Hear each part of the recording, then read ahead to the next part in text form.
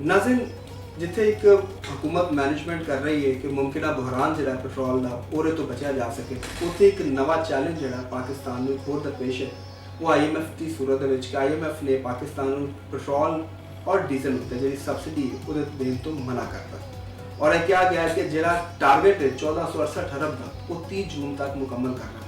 तो हूँ तक जो कोई 800 से कोई 22 अरब जो है वो इकट्ठे हुए हैं और अगर सब्सिडी नहीं दी जाती और बहरान जो सिचुएशन और पेट्रोल की कीमत में जाके मजीद बढ़ने का खदशा तो यह पैदा होता है तो पाकिस्तान है क्राइसिस तो किस तरह निपटेगा। चौधरी साहब को पूछने चौधरी साहब जी जी हम IMF ਦਾ ਚੈलेंज मैं ਤੁਹਾਡਾ ਸੁਣ ਲਿਆ ਚੈलेंज ਤੇ ਹਰ ਜ਼ਿੰਦਗੀ ਜਿਹੜਾ ਹਰ ਦਿਨ ਚੜ੍ਹਦਾ ਹੈ ਉਹ ਚੈलेंज ਹੀ ਹੁੰਦਾ ਮੁਲਕਾਂ ਦੇ ਵਿੱਚ ਵੀ ਇਹ ਚੈलेंज ਰੋਜ਼ਮर्रा ਦਾ ਕੰਮ ਹੁੰਦਾ ਔਰ ਚੈलेंजेस ਨਾਲ ਫੇਸ ਕਰਨਾ और सियाने वैसे कहते हैं कि ਜੇ ਤੁਸੀਂ ਚੈलेंजेस ਜਿਹੜੇ ਨੇ ਅੱਛੀ ਤਰ੍ਹਾਂ ਫੇਸ ਕਰ ਲਓ ਤੇ ਤੁਹਾਡੇ ਵਾਸਤੇ ਇੱਕ ਓਪਰਚੁਨਿਟੀ ਵੀ ਹੁੰਦਾ ਹੈ।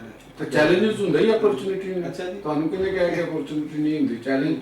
ਚੈलेंज ਦਾ ਮਤਲਬ ਹੀ ਇਹੋ ਹੀ ਹੈ ਕਿ ਤੁਹਾਡੇ ਕੋਲ ਮੌਕਾ ਹੈ, ਤੁਸੀਂ ਉਹਨੂੰ ਅਗਰ ਕਬੂਲ ਕਰਕੇ ਉਹਨੂੰ ਨਿਕਲਦੇ ਹੋ ਤੇ ਤੁਸੀਂ ਮੌਕੇ ਤੋਂ ਫਾਇਦਾ ਚੁੱਕ ਲਿਆ। ਠੀਕ ਹੋ ਤੇ IMF ਦੇ ਚੈलेंजेस ਦੇ ਨਾਲ ਪਾਕਿਸਤਾਨ ਕੋਈ ਅੱਜ ਪਹਿਲੀ ਵਾਰੀ ਤੇ ਨਹੀਂ ਨਿਪਟ ਰਿਹਾ ਜਾਂ ਦੀਗਰ ਜਿਹੜੇ IMF ਦੇ ਸਿਗਨੇਟਰੀ ਮੁਲਕ ਨੇ ਜਿਹੜੇ ਉਹਨਾਂ ਦੇ ਕੋਲੋਂ ਮੁxtਲਿਫ ਮੁਸ਼ਾਵਰਤਾਂ ਕਰਜ਼ੇ ਲੈਂਦੇ ਨੇ ਤੇ ਉਹ ਵੀ ਉਹਨਾਂ ਨਾਲ ਨਿਪਟ ਰਹੇ ਨੇ। ਤੇ ਇਟਸ ਨਾਟ ਫਸਟ ਟਾਈਮ ਕਿ ਵੀ ਪਾਕਿਸਤਾਨ ਦਾ ਕੋਈ ਪਹਿਲੀ ਵਾਰੀ ਇਹ ਕੋਈ ਮਾਮਲਾ ਹੋ ਰਿਹਾ ਤੇ ਪਤਾ ਨਹੀਂ ਕੀ ਅਚਾਨਕ ਕੀ ਹੋ ਜਾਣਾ। ਇਹ ਇੰਝ ਹੀ ਸਮਝੋ ਜਿਵੇਂ ਕੋਈ ਮਰੀਜ਼ ਹੈ ਨਾ ਸ਼ੂਗਰ ਦਾ ਬਲੱਡ ਪ੍ਰੈਸ਼ਰ ਦਾ ਤੇ ਉਹਨੇ ਰੋਜ਼ ਗੋਲੀ ਖਾਣੀ ਹੁੰਦੀ ਤੇ ਕਿਸੇ ਵੇਲੇ ਇੰਝ ਵੀ ਹੋ ਸਕਦਾ ਦੋਵੇਂ ਗੋਲੀਆਂ ਦੀ ਮਿਕਦਾਰ ਥੋੜੀ ਜਿਹੀ ਜ਼ਿਆਦਾ ਕਰਨੀ ਪੈ ਜਾਏ। ਠੀਕ ਹੈ ਨਾ। ਤੇ ਉਹ ਇਹ ਇਸ ਤਰ੍ਹਾਂ ਹੈਗਾ। ਇਹ ਜਿਹੜੀ ਤੁਸੀਂ IMF ਦੀ ਗੱਲ ਕਰ ਰਹੇ ਹੋ ਇਹਨੂੰ ਬਿਆਨ ਕਰਨ ਦਾ ਤਰੀਕਾ ਮੁxtਲਿਫ ਹੋ ਸਕਦਾ। ਤੁਸੀਂ ਸੋਚ ਰਹੇ ਹੋਵੋਗੇ ਕਿ ਲਤੀਫ ਚੌਧਰੀ ਜਿਹੜਾ ਨਾ ਜ਼ਰਾ ਇੰਨਾ ਲੜਾਈ ਹੈ ਤੇ ਉਹਨੂੰ ਥੋੜਾ ਜਿਹਾ ਕਿਸ ਤਰੀਕੇ ਦੇ ਨਾਲ ਨਹੀਂ ਤੁਹਾਡੇ ਵੱਲ ਤਾਂ ਲੋਕਾਂ ਨੂੰ ਹੌਸਲਾ ਹੁੰਦਾ ਹੈ ਤੇ ਮੈਂ ਉਹਨੂੰ ਕਹਿ ਰਿਹਾ ਕਿ ਇੱਕ ਤੇ ਇਕਤਸਾਦੀਆਤ ਦੇ ਮਾਮਲੇ ਦੇ ਅੰਦਰ ਇੱਕ ਐਨਾਲਿਸਿਸ ਕਰਦੇ ਹੋਏ ਉਹਦੀ ਆਬਜੈਕਟਿਵਿਟੀ ਨੂੰ ਤੇ ਅਸੀਂ ਸਾਹਮਣੇ ਰੱਖਣਾ ਹੁੰਦਾ ਹੈ ਤੇ ਲੇਕਿਨ ਨਾਲ ਉਹਦੇ ਇੰਪੈਕਟ ਨੂੰ ਉਹਦੇ ਸਾਈਕੋਲੋਜੀਕਲ ਇਫੈਕਟ ਨੂੰ ਵੀ ਸਾਹਮਣੇ ਰੱਖਣਾ ਚਾਹੀਦਾ। ਇੱਕ ਜਰਨਲਿਸਟ ਦਾ ਜਿਹੜਾ ਕੰਮ ਹੈ ਔਰ ਇੱਕ ਜਿਹੜਾ ਐਨਾਲਿਸਟ ਦਾ ਕੰਮ ਹੈ ਉਹਦੀ ਇੰਨੀ ਕਿਤੇ ਸੋਚ ਹੋਣੀ ਚਾਹੀਦੀ ਹੈ ਕਿ ਨਹੀਂ ਹੋਣੀ ਚਾਹੀਦੀ। ਬਿਲਕੁਲ ਠੀਕ। ਤੇ ਉਹਦਾ ਜਿਹੜੀ ਮੈਂ ਅੱਗੇ ਗੱਲ ਕੀਤੀ ਕਿ IMF ਸਾਡੇ ਵਾਸਤੇ ਜਾਂ ਤਰੱਕੀ ਪਜ਼ੀਰ ਦੁਨੀਆ ਦੇ ਮੁਲਕਾਂ ਵਾਸਤੇ ਇਹ ਕੋਈ ਐਸਾ ਕੋਈ ਜਿੰਨ ਨਹੀਂ ਹੈ ਜਾਂ ਐਸੀ ਕੋਈ ਭੂਤ ਨਹੀਂ ਹੈਗਾ ਜਾਂ ਜਿਹਦੀ ਇੱਕ ਦੂਸਰੇ ਪਾਸੇ ਲੱਤਾਂ ਨੇ ਤੇ ਰਾਤ ਨੂੰ ਜ਼ਾਹਰ ਹੁੰਦਾ ਤੇ ਡਰਾ ਦਿੰਦਾ। ਉਹ ਇਹ ਗੱਲ ਨਹੀਂ ਹੈਗਾ ਕਿ ਇੱਕ ਦਿਨ 'ਚ ਰੱਖਣਾ ਕਿ IMF ਦਾ ਕਿਆਮ ਹੀ ਇਸ ਮਕਸਦ ਵਾਸਤੇ ਹੈਗਾ ਕਿ ਉਹ ਆਪਣੇ ਮੈਂਬਰ ਮੁਲਕਾਂ ਦੇ ਇਕਤਸਾਦੀ ਬਹਰਾਨ ਵਿੱਚ ਉਹਨਾਂ ਨੂੰ ਮੁਸ਼ਾਵਰਤ ਦੇਵੇ, ਉਹਨਾਂ ਦੀ ਮਦਦ ਕਰੇ। ਠੀਕ ਹੈ। ਹੁਣ ਇਹ ਜਿਹੜਾ ਮਸਲਾ ਹੈਗਾ ਨਵਾਂ ਇੰਟਰਨੈਸ਼ਨਲ ਮਾਰਕੀਟ ਦੇ ਪ੍ਰਾਈਸਿਸ ਅਪ ਗਈਆਂ। ਬਿਲਕੁਲ ਠੀਕ ਹੈ। ਇੱਕ ਤੇ ਉਹਨਾਂ ਨੇ ਕਿਹਾ ਕਿ ਤੁਸੀਂ ਉਸ ਅਪ ਜਿਹੜੀ ਪ੍ਰਾਈਸਿਸ ਹੈਗੀ ਹੈ ਨਾ ਤਾਂ ਤੁਸੀਂ ਉਹਦੇ ਮੁਤਾਬਕ ਹੀ ਖਰੀਦੋ ਤਾਂ ਕਿ ਤੁਸੀਂ ਅਗਰ ਉਸ ਮੁਤਾਬਕ ਖਰੀਦਦੇ ਹੋ ਤੇ ਫਿਰ ਉਸ ਹਿਸਾਬ ਨਾਲ ਆਪਣੇ ਅੰਦਰ ਵੀ ਉਹਨੂੰ ट्रांसफर कर। ਇਹ ਨਾ ਕਰੋ ਕਿ ਵੀ ਤੁਸੀਂ ਉਹਨੂੰ ਥੱਲੇ हाँ वो ये चाह रहे कि बोझ हुकूमत ना चुके आवाम तक ट्रांसफर करे ਤੇ ਜਿਹੜੇ ਵੀ ਸਟੇਕ ਹੋਲਡਰ हाँ जी ਉਹਨਾਂ तब ਦੇ टारगेट पूरा ਤੁਸੀਂ करो। ਕਰੋ। ਹੁਣ ਪਾਕਿਸਤਾਨ ਦਾ IMF ਪ੍ਰੋਗਰਾਮ ਦੇ ਤਹਿਤ ਜਿਹੜਾ 822 ਅਰਬ ਦਾ ਜਿਹੜਾ ਕਰ ਰਹੇ ਹੋ ਤੁਸੀਂ ਉਹ ਪਾਕਿਸਤਾਨ ਨੇ ਅਚੀਵ ਕੀਤਾ ਹੈ। हाँ जी ਤੇ 1468 ਅਰਬ 30 ਜੂਨ ਤੱਕ ਕਰਨਾ ਹਾਂਜੀ। ਜਿਹੜੀਆਂ ਖਬਰਾਂ ਨੇ ਜਿਹੜੀ ਮੈਂ ਮੀਡੀਆ ਦੇ ਉੱਤੇ ਆਦਾਦੋ ਸ਼ੁਮਾਰ ਦੀ ਕਰ हाँ जी बिल्कुल यही सामने आने का 1468। ਹਾਂ ਤੇ ਜਿਸ ਲੇਵੀ ਦੇ ਹਿਸਾਬ ਦੇ ਨਾਲ ਔਰ ਜਿਸ ਪੈਟਰੋਲੀਅਮ ਪ੍ਰਾਈਸਿਸ ਦੇ ਹਿਸਾਬ ਦੇ ਨਾਲ ਇਹ ਚੱਲ ਰਿਹਾ ਹੈ ਅਗਰ ਇਹੋ ਹੀ ਰਹਿੰਦਾ ਤੇ ਟਾਰਗੇਟ ਪੂਰਾ ਹੋ ਜਾਏਗਾ। IMF ਦਾ ਕਹਿਣ ਦਾ ਮਕਸਦ ਇਹ ਹੈਗਾ ਕਿ ਤੁਸੀਂ ਆਪਣਾ ਟਾਰਗੇਟ ਅਚੀਵ ਕਰਨਾ ਤਾਂ ਕਿ ਤੁਹਾਡਾ ਜਿਹੜਾ ਬਜਟ ਦੀ ਜਿਹੜੀ ਸੂਰਤ ਹਾਲ ਹੈ ਉਹ ਮੇਨਟੇਨ ਰਹੇ। ਤੇ ਹੁਣ ਜਿਹੜਾ ਪ੍ਰਾਈਸਿਸ ਤੁਹਾਡੀਆਂ ਫਰਜ਼ ਕਰੋ ਇਹਦਾ ਮਿਸਾਲ ਤੁਹਾਨੂੰ ਇੰਜ ਕਰ ਰਿਹਾ ਕਿ ਅਸੀਂ 1000 ਰੁਪਇਆ ਪੈਟਰੋਲ ਦੇ ਉੱਤੇ ਖਰੀਦਦਾਰੀ ਦੇ ਉੱਤੇ ਕਰ ਰਹੇ ਮਾਰਕੀਟ ਦੇ ਵਿੱਚ ਉਹ ਕੀਮਤ ਬਣ ਗਈ ਹੈ 200 ਰੁਪਇਆ। ਹੁਣ ਕੀ ਹੋ ਗਿਆ ਕਿ 100 ਰੁਪਇਆ ਸਾਡੇ ਕੋਲ ਫਾਲਤੂ। ਠੀਕ ਹੈ ਨਾ ਜੀ। 100 ਰੁਪਇਆ ਸਾਨੂੰ ਜ਼ਿਆਦਾ ਦੇਣਾ ਪੈ ਰਿਹਾ। ਹੁਣ ਸਾਡੇ ਕੋਲ ਅਸੀਂ ਸਾਲਾਨਾ ਬਜਟ ਜਿਹੜਾ ਤਿਆਰ ਕੀਤਾ ਹੈ ਉਹਦੇ ਵਿੱਚ 100 ਰੁਪਇਆ ਇਹ ਨਹੀਂ ਹੈ। ਇਹ 100 ਰੁਪਇਆ ਅਸੀਂ ਕਿੱਥੋਂ ਦੇਵਾਂਗੇ, ਕਿੱਥੋਂ ਲੈ ਕੇ ਆਵਾਂਗੇ? ਜਾਂ ਤੇ IMF ਨੂੰ ਕਹਾਂਗੇ ਸਾਨੂੰ 100 ਰੁਪਇਆ ਮਜ਼ੀਦ ਦਿਓ। IMF ਤੇ ਨਹੀਂ ਤੁਹਾਨੂੰ ਦੇਗਾ ਕਿ ਵੀ 100 ਰੁਪਇਆ ਤੁਸੀਂ ਲੈਣਾ।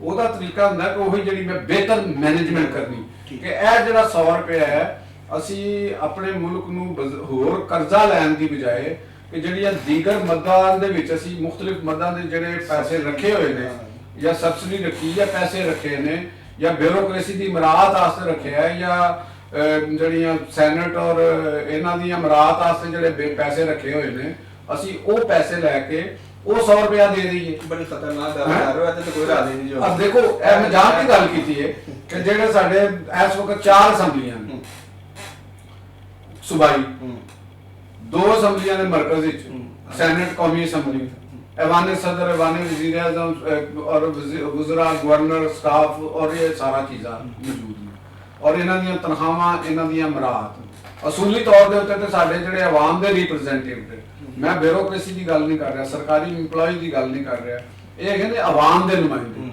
ਇਹ ਕੋਈ ਜੋਕਾਂ ਨਹੀਂ ਹੈਗੀਆਂ ਜਿਹੜੀਆਂ ਛੱਪੜ ਦੇ ਵਿੱਚ ਮੱਝਾਂ ਵੜ ਜਾਣ ਤੇ ਮੱਝਾਂ ਨੂੰ ਚਮੜ ਜਾਂਦੀਆਂ ਤੇ ਖੂਨ ਪੀਂਦੀਆਂ ਨੇ। ਇਹਨਾਂ ਦਾ ਕੰਮ ਇਹ ਨਹੀਂ ਹੈਗਾ।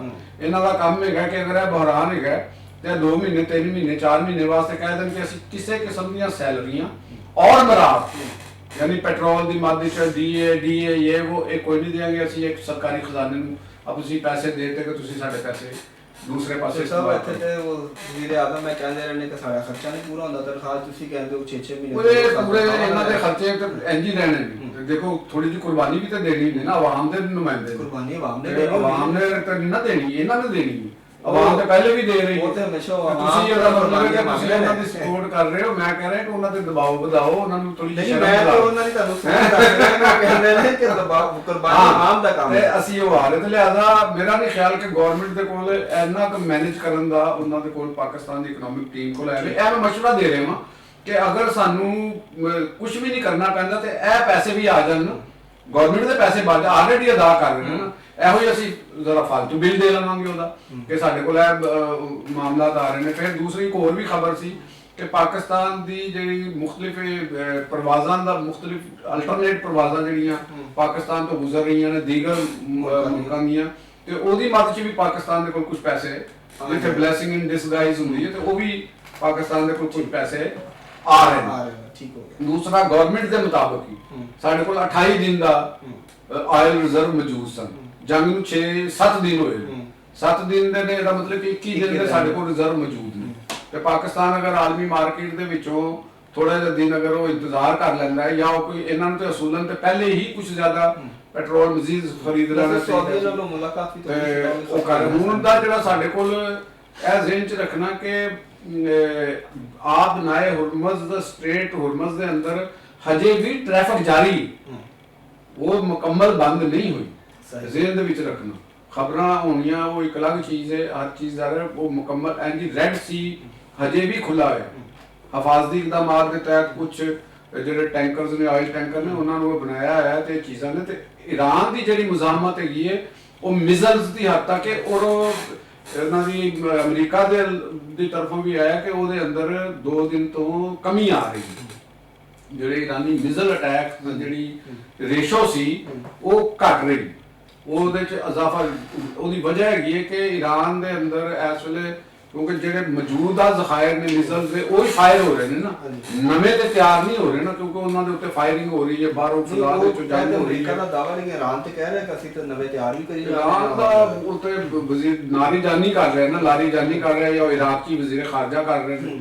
ਤੇ ਉਹਨਾਂ ਦੇ ਮਸੂਦ ਜਿਹੜੇ ਪਿਜ਼ਕਿਸ਼ਿਆਨ ਸਦਰ ਨੇ, ਉਹਨਾਂ ਦੀ ਇੱਕ ਸਰਪ੍ਰਾਈਜ਼ ਦੇ ਵਿੱਚ ਕੁਝ ਆਇਤੁੱਲਾਜ਼ ਦੇ ਨਾਲ ਮੀਟਿੰਗ ਵੀ ਹੋਈ ਹੈ ਕਿ ਮੁਤਬਾਦਲ ਅਸੀਂ ਅਗਰ ਕੋਈ ਕਿਆਦਤ ਦੀ ਰਿਪਲੇਸਮੈਂਟ ਹੋਣੀ ਚਾਹੀਦੀ ਹੈ। ਤੇ ਇਹ ਜ਼ਿਹਨ 'ਚ ਰੱਖਣਾ ਕਿ ਈਰਾਨ ਦੇ ਅੰਦਰ ਕਿਆਦਤ ਦਾ ਬੁਹਰਾਨ ਹੈ, ਸੈਂਟਰਲ ਕਮਾਂਡ ਉੱਥੇ ਨਹੀਂ ਰਹੀ ਹੋਈ, ਉਹ ਮੁxtਲਿਫ ਸਪਲਿਟ ਹੋਈ ਹੈ, ਉਹਦੇ ਮੁਤਾਬਕ ਉਹ ਇੱਕ ਕਰ ਰਹੇ ਨੇ। ਕਿਆਦਤ ਦੀ ਤੁਸੀਂ ਗੱਲ ਕਰ ਰਹੇ ਹੋ ਤੇ ਕਿਆਦਤ ਦੇ ਜਿਹੜੇ ਅਮਰੀਕੀ ਸਦਰ ਨੇ ਡੋਨਲਡ ਟਰੰਪ, ਉਹਨਾਂ ਦਾ ਬਿਆਨ ਵੀ ਆਇਆ ਹੈ ਕਿ ਜੀ ਅਗਰ ਉਹ ਈਰਾਨ ਦੇ ਖਾਮਨਈ ਸਾਹਿਬ ਦੇ ਜਿਹੜੇ ਬੇਟੇ ਨੇ ਉਹ ਸਾਨੂੰ ਕਾਬਲੇ ਕਬੂਲ ਨਹੀਂ, ਠੀਕ ਹੈ, ਆਪਣੀ ਪਸੰਦ ਦੀ ਹੁਕੂਮਤ ਬਣਾਉਣਾ ਚਾਹੁੰਦੇ ਹੋ, ਤੇ ਤੁਸੀਂ ਕਿਆਦਤ ਦਾ ਬੁਹਰਾਨ ਵੀ ਦੱਸ ਰਹੇ ਹੋ, ਸੈਂਟਰਲ ਕਮਾਂਡ ਵੀ ਨਹੀਂ ਹੈ, ਔਰ ਉਤੋਂ ਡੋਨਲਡ ਟਰੰਪ ਦੀ ਖਾਹਿਸ਼ ਵੀ ਆਪਣੀ ਪਸੰਦ ਦੀ ਕਿਆਦਤ ਲਿਆਉਣਾ, ਤੇ ਤੁਹਾਨੂੰ ਕਿਆਦਤ ਕਿਹੜੀ ਨਜ਼ਰ ਆ ਰਹੀ ਹੈ, ਕੀ ਮੁਸਤਕਬਲ ਨਜ਼ਰ ਆ ਰਿਹਾ? ਅੱਛਾ ਦੇਖੋ, ਇਹਦੇ 'ਚ ਇੱਕ ਸਭ ਤੋਂ ਮੋਸਟ ਇੰਪੋਰਟੈਂਟ ਚੀਜ਼ ਜਿਹੜੀ ਹੈ ਔਰ ਹਕੀਕਤ ਜਿਹੜੀ ਉਹ ਇਹ ਵੇ ਕਿ ਜੰਗ ਨੂੰ 7 ਦਿਨ ਹੋ ਗਏ, ਔਰ ਅਮਰੀਕਾ ਦਾ ਕਹਿਣਾ ਹੈਗਾ ਕਿ ਅਸੀਂ ਆਪਣੇ 70% ਅਹਦਾਫ ਹਾਸਲ ਕਰ ਲਏ, ਠੀਕ ਹੋ ਗਏ। ਹੁਣ ਅਮਰੀਕਾ ਦੇ ਵਜ਼ੀਰ ਖਾਰਜਾ ਮਾਈਕ ਰੂਬੀਓ ਔਰ ਉਹਨਾਂ ਦੇ ਵਜ਼ੀਰ ਦਿਫਾ ਦੇ ਅੰਦਰ ਇੱਕ ਆਪਸ ਦੇ ਅੰਦਰ ਇੱਕ ਇਖਤਲਾਫਾਤ ਨੇ ਕਿ ਗਰਾਊਂਡ ਫੋਰਸਿਸ ਅਸੀਂ ਉਤਾਰਨੀਆਂ, ਕਿਉਂਕਿ ਅਮਰੀਕਾ ਦੇ ਵਿੱਚ ਕੁਝ ਜਿਹੜੀ ਟਰੰਪ ਐਡਮਿਨਿਸਟ੍ਰੇਸ਼ਨ ਦੇ ਅੰਦਰ ਹੀ ਕੁਝ ਇੱਕ ਖਿਆਲ ਹੈ ਵੇ ਕਿ ਇਸ ਜੰਗ ਨੂੰ ਜਲਦ ਖਤਮ ਕੀਤਾ ਜਾਵੇ, ਉੱਥੇ ਗਰਾਊਂਡ ਫੋਰਸਿਸ ਉਤਾਰੀਆਂ ਜਾਣ ਟੇਕ ਓਵਰ ਕੀਤਾ ਜਾਵੇ ਤੇ ਇੱਕ ਗਵਰਨਮੈਂਟ ਫਾਰਮ ਕੀਤੀ ਜਾਵੇ। ਗਵਰਨਮੈਂਟ ਵੀ ਤੇ ਉਦੋਂ ਹੀ ਫਾਰਮ ਹੋਏਗੀ ਨਾ ਜਦੋਂ ਉੱਥੇ ਅਮਨ ਹੋਏਗਾ ਜਾਂ ਜੰਗ ਬੰਦ ਹੋਏਗੀ। ਜੰਗ ਦੇ ਦੌਰਾਨ ਤੇ ਗਵਰਨਮੈਂਟ ਨਵੀਂ ਨਹੀਂ ਇੰਝ ਹੀ ਚੱਲੇਗੀ ਜਿਵੇਂ ਇਹ ਚੱਲ ਰਿਹਾ। ਤੇ ਲੇਕਿਨ ਕੁਝ ਲੋਕਾਂ ਦਾ ਕਹਿਣਾ ਹੈਗਾ ਕਿ ਵੀ ਇਹਨੂੰ ਹਜੇ ਟਾਈਮ ਨਹੀਂ ਕਿ ਅਸੀਂ ਕਰੀਏ। ਇਹ ਜਿਹੜਾ ਮੈਨੂੰ ਲੱਗਦਾ ਕਿ ਜਿਹੜਾ ਹਜੇ ਟਾਈਮ ਨਹੀਂ ਹੈਗਾ ਇਹ ਬੜਾ ਖਤਰਨਾਕ ਇੱਕ ਐਲੀਮੈਂਟ ਹੈ। ਅੱਛਾ, ਲੇਕਿਨ ਇੱਥੇ ਡੋਨਲਡ ਟਰੰਪ ਸਾਹਿਬ ਨੇ ਇੱਕ ਇੰਟਰਵਿਊ ਦਿੱਤਾ, ਟੀਵੀ ਇੰਟਰਵਿਊ, ਉਹਦੇ ਚ ਉਹਨਾਂ ਨੇ ਕਿਹਾ ਕਿ ਅਗਰ ਅਸੀਂ ਇਸ ਵਕਤ ਇਰਾਨ 'ਚ ਜ਼ਮੀਨੀ ਫੌਜ ਭੇਜਣ ਦੀ ਜਿਹੜਾ ਗੱਲਾਂ ਨੇ ਨਾ ਇਹ ਵਕਤ ਦਾ ਜ਼ਾਇਆ ਹੈ।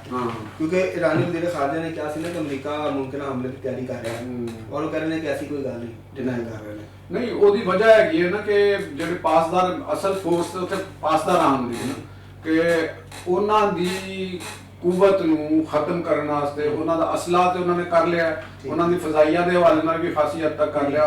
ਈਰਾਨ ਦੀ ਨੇਵੀ ਵੀ ਖਾਸੀ ਹੱਦ ਤੱਕ ਡੈਮੇਜ ਹੋ ਚੁੱਕੀ ਹੈ। ਉਹਨਾਂ ਦਾ ਇੱਕ ਜਹਾਜ਼ ਤੇ ਦੇਖੋ ਨਾ ਉਹ ਸ੍ਰੀਲੰਕਾ ਤੋਂ ਸਮੁੰਦਰ ਦੇ ਵਿੱਚ ਹੀ ਉਹ ਤਾਰਪੀੜੋ ਦਾ ਸ਼ਿਕਾਰ ਹੋ ਗਿਆ ਔਰ ਦੂਸਰਾ ਸ੍ਰੀਲੰਕਾ ਦੀ ਤਹਿਵੀਲ 'ਚ ਚਲਾ ਗਿਆ। ਹੁਣ ਇੱਕ ਮੁਲਕ ਦੇ ਜਹਾਜ਼ ਹੀ ਦੂਸਰੇ ਮੁਲਕਾਂ ਦੇ ਕੋਲ ਨੇ, ਬਹਿਰੀ ਜਹਾਜ਼, ਤੇ ਇੱਕ ਕਾਮਨ ਸੈਂਸ ਕਹਿੰਦੀ ਹੈ ਕਿ ਉਹ ਇੱਕ ਸੀ ਵਾਰ ਕਿਵੇਂ ਲੜ ਸਕਦੇ ਨੇ। ਇਹ ਦਾ ਵੀ ਉਹਨਾਂ ਦਾ ਕੋਈ ਨਹੀਂ। ਹੁਣ ਉਹ ਤੇ ਪੈਂਟਾਗਨ ਨੇ ਕਿਹਾ ਨਾ ਕਿ ਅਮਰੀਕੀ ਫੌਜ ਜਿਹਨਾਂ ਨੇ ਫਜ਼ਾ ਤੇ ਸਮੁੰਦਰ ਤੇ ਕੰਟਰੋਲ ਕਰ ਲਿਆ। ਹੁਣ ਸਵਾਲ ਹੈਗਾ ਕਿ ਜਿਸਲੇ ਗਰਾਊਂਡ ਫੋਰਸਿਸ ਅੰਦਰ ਜਾਣਗੀਆਂ, ਤੁਸੀਂ ਇਰਾਕ ਦਾ ਮਾਡਲ ਵੀ ਤੇ ਸਾਹਮਣੇ ਰੱਖੋ ਨਾ ਕਿ ਇਰਾਕ ਦੇ ਮਾਡਲ ਦੇ ਵਿੱਚ ਤੁਸੀਂ ਦੇਖੋ ਕਿ ਜਿਸਲੇ ਸਦਾਮ ਔਰ ਨੈਸ਼ਨਲ ਗਾਰਡਸ ਜਿਹੜੇ ਸਨ ਉਹ ਸਾਰੇ ਨਸ ਗਏ, ਕੋਲੈਪਸ ਹੋ ਗਏ ਤੇ ਅੰਦਰ ਫਿਰ ਇੱਕ ਜ਼ਰਕਾਵੀ ਦੇ ਸ਼ਕਲ ਦੇ ਵਿੱਚ ਇੱਕ ਮੁxtਲਿਫ ਮਸਲਾ ਗਰੋਹ ਵਿੱਚ ਨਿਕਲੇ ਜਿਨ੍ਹਾਂ ਨੇ ਟਾਰਗੇਟਡ ਕਿਲਿੰਗ ਸ਼ੁਰੂ ਕਰ ਦਿੱਤੀ ਔਰ ਉੱਥੇ ਕਿਆਸ ਫੈਲ ਗਿਆ ਔਰ ਜਿਹੜੀ ਮੁਕਤਦਾ ਸਦਰ ਜਿਹੜੀ ਉੱਥੇ ਮਜ਼ਹਬੀ ਹਲਕਾ ਸੀ ਇੱਕ ਤੇ ਉਹਨਾਂ ਦੇ ਦਰਮਿਆਨ ਕੋਈ ਮੁਤਫੱਕਾ ਲੀਡਰ ਨਹੀਂ ਸੀ ਆ ਸਕਦਾ ਤੇ ਉਹ ਇੱਕ ਲੜਾਈ ਦਾ ਇੱਕ ਸਮਾਂ ਬਣ ਗਿਆ। ਅਮਰੀਕਨ ਦੀ ਔਰ ਦੁਨੀਆ ਦੀ ਕੋਈ ਵੀ ਜਿਹੜੀ ਫਾਤਿਹ ਫੋਰਸਿਸ ਦੇ ਤੌਰ ਤੇ ਜਾਂਦੀਆਂ ਨੇ, ਜਾਰੇ ਫੋਰਸਿਸ ਜਾਂਦੀਆਂ ਨੇ, ਉਹ ਮੋਸਟਲੀ ਉਸ ਵੇਲੇ ਗਰਾਊਂਡ ਫੋਰਸਿਸ ਆਪਣੀਆਂ ਉਤਾਰਦੀਆਂ ਨੇ ਜਦੋਂ ਉਹਨਾਂ ਦਾ ਆਪਣਾ ਜਾਨੀ ਨੁਕਸਾਨ ਦਾ ਖਤਰਾ ਘੱਟ ਤੋਂ ਘੱਟ ਹੋਏਗਾ। ਤੇ ਅਗਰ ਦੂਸਰੀ ਤਰਫ ਅਗਰ ਉਹ ਗਰਾਊਂਡ ਫੋਰਸਿਸ ਦੇਰ ਨਾਲ ਉਤਰਦੀਆਂ ਨੇ ਤੇ ਉਹਦਾ ਮਤਲਬ ਹੈਗਾ ਕਿ ਉਸ ਮੁਲਕ ਦੇ ਵਿੱਚ ਟਾਰਗੇਟਡ ਹਮਲੇ ਜਾਰੀ ਰਹਿਣਗੇ ਔਰ ਉੱਥੇ ਸਪਲਿੰਟਰ ਗਰੁੱਪ ਜਿਹੜੇ ਨੇ ਉਹਨਾਂ ਦੇ ਪੈਦਾ ਹੋਣ ਦਾ ਜ਼ਿਆਦਾ ਖਤਰਾ ਹੈਗਾ। ਵਾਰਲੌਰਡ ਦੀ ਸ਼ਕਲ 'ਚ ਤੇ ਕਿਧਰੇ ਇਹ ਨਾ ਹੋਵੇ ਕਿ ਜਿਵੇਂ ਅਫਗਾਨਿਸਤਾਨ ਇੱਕ ਵਾਰਲੌਰਡ ਦੀ ਜਗ੍ਹਾ ਬਣ ਗਈ ਤੇ ਮੁਸਤਕਬਲ ਦੇ ਵਿੱਚ ਈਰਾਨ ਵੀ ਇੱਕ ਵਾਰਲੌਰਡ ਉੱਥੇ ਮੁxtਲਿਫ ਇਲਾਕਿਆਂ ਦੇ ਵਿੱਚ ਉਹ ਬਣ ਜਾਣ ਔਰ ਉਹ ਆਪਸ ਵਿੱਚ ਵੀ ਲੜਦੇ ਰਹਿਣ ਔਰ ਦੂਜਿਆਂ ਦੇ ਨਾਲ ਵੀ ਔਰ ਆਵਾਮ ਨੂੰ ਵੀ ਲੁੱਟਦੇ ਰਹਿਣ। ਇਹ ਖਤਰਾ ਮੈਨੂੰ ਵੀ ਨਜ਼ਰ ਆਉਂਦਾ ਪਿਆ। ਉਹਦੇ ਹਵਾਲੇ ਨਾਲ ਫਿਰ ਅਮਰੀਕਾ ਨੂੰ ਤਾਂ ਕੁਝ ਨਹੀਂ ਹੋਣਾ। ਉਹ ਜਿਹੜੇ ਇਰਦ ਗਿਰਦ ਦੇ ਮੁਲਕ ਹੁੰਦੇ ਨੇ ਨਾ ਉਹਨਾਂ ਵਾਸਤੇ ਮਿਸਾਈਲ ਡਿਵਾਈਸ ਜਿਵੇਂ ਪਾਕਿਸਤਾਨ ਹੈ, ਅਫਗਾਨਿਸਤਾਨ, ਆਜ਼ਰਬਾਈਜਾਨ, ਖਲੀਜ ਦੀਆਂ ਰਿਆਸਤਾਂ, ਇਹ ਲੋਕ ਫਿਰ ਉੱਥੇ ਤੰਗ ਕਰਨਗੇ। ਲਿਹਾਜ਼ਾ ਬਿਹਤਰ ਤੇ ਇਹ ਹੋਏਗੀ ਕਿ ਉੱਥੇ ਜੰਗਬੰਦੀ ਦਾ ਕੋਈ ਤਰੀਕਾਕਾਰ ਕੱਢਿਆ ਜਾਵੇ ਔਰ ਫੌਰੀ ਤੌਰ ਦੇ ਉੱਤੇ ਕੋਈ ਮੁਤਬਾਦਲ ਉੱਥੇ ਬੰਦੋਬਸਤ ਕੀਤਾ ਜਾਵੇ ਔਰ ਕਿਉਂਕਿ ਜਿਹੜੀ ਹੁਣ ਇਸ ਵਕਤ ਸਿਚੁਏਸ਼ਨ ਹੋ ਗਈ ਹੈ ਤੇ ਇਰਾਨੀ ਰਜੀਮ ਤੇ ਨਹੀਂ ਚੱਲੇਗੀ। ਹੁਣ ਤੇ ਇੱਕ ਨਵਾਂ ਸੈਟਅਪ ਜਿਹੜਾ ਜਾਂ ਮੌਜੂਦਾ ਅਬੂਰੀ ਸੈਟਅਪ ਬਣੇਗਾ ਜਿਹੜਾ ਇਲੈਕਸ਼ਨ ਕਰਾਏਗਾ ਤਾਂ ਕਿ ਇੱਕ ਔਰ ਉਸ ਇਲੈਕਸ਼ਨ ਦੇ ਵਿੱਚ तमाम ਲੋਕਾਂ ਨੂੰ ਉੱਥੇ ਇਲੈਕਸ਼ਨ 'ਚ ਹਿੱਸਾ ਲੈਣ ਦੀ ਇਜਾਜ਼ਤ ਦਿੱਤੀ ਜਾਵੇ। ਖਾਹਿਸ਼ ਹੈ ਜਾਂ ਤੁਹਾਡੇ ਕੋਲ ਕੋਈ ਰਿਪੋਰਟ ਹੈ? ਨਹੀਂ, ਇਹ ਹੋਣਾ ਹੈ ਜੀ। ਅੱਛਾ, ਕਿਉਂਕਿ ਦੇਖੋ ਕਿ ਅਗਰ ਉੱਥੇ ਜਿਹੜੀ ਵੀ ਅਮਰੀਕਨ ਫੋਰਸ ਵੀ ਟੇਕ ਓਵਰ ਕਰਦੀ ਤੇ ਉਹ ਕੋਈ ਮੁਸਤਕਿਲ ਜਾਂ ਫੋਰਐਵਰ ਤੇ ਨਹੀਂ ਕਰੇਗੀ। ਠੀਕ, ਉਹ ਤੇ ਕੋਈ ਨਾ ਕੋਈ ਸੈਟਅਪ ਤੇ ਬਣਾਉਣਾ ਪੜੇਗਾ। ਇੰਨਾ ਆਸਾਨ ਹੋਏਗਾ ਜਾਂ ਨਹੀਂ? ਬ੍ਰੇਕ ਦਾ ਟਾਈਮ ਹੋ ਗਿਆ। ਟੇਕ ਓਵਰ ਤੇ ਦੇਖੋ ਜਿਹੜੇ ਪਾਲਿਸੀ ਸਾਜ਼ ਅਗਰ ਅਸੀਂ ਅਮਰੀਕਨਸ ਦੀ ਗੱਲ ਸੋਚਦੇ ਹਾਂ ਕਿਉਂਕਿ ਈਰਾਨ ਦੇ ਵੱਲੋਂ ਤੇ ਮੈਨੂੰ ਨਹੀਂ ਲੱਗ ਰਿਹਾ ਤੁਹਾਨੂੰ ਸਿਚੁਏਸ਼ਨ ਦੀ ਕਿ ਉਹ ਕੋਈ ਬੜੀ ਵੱਡੀ ਮਜ਼ਾਹਮਤ ਕਰਨਗੇ। ਉੱਥੇ ਸਪਲਿੰਟਰ ਗੈਂਗ ਦੀ ਸ਼ਕਲ ਦੇ ਵਿੱਚ, ਵਾਰਲੌਰਡ ਦੀ ਸ਼ਕਲ ਦੇ ਵਿੱਚ ਕਰਨਗੇ। ਉਹਦਾ ਅਜ਼ਾਬ ਤੇ ਫਿਰ ਆਵਾਮ ਨੂੰ ਭੁਗਤਣਾ ਪਏਗਾ ਨਾ ਈਰਾਨੀ, ਉਹਦਾ ਅਮਰੀਕਾ ਨੂੰ ਤਾਂ ਕੋਈ ਫਰਕ ਨਹੀਂ ਪਏਗਾ। ਠੀਕ ਹੈ ਜੀ ਸਰ।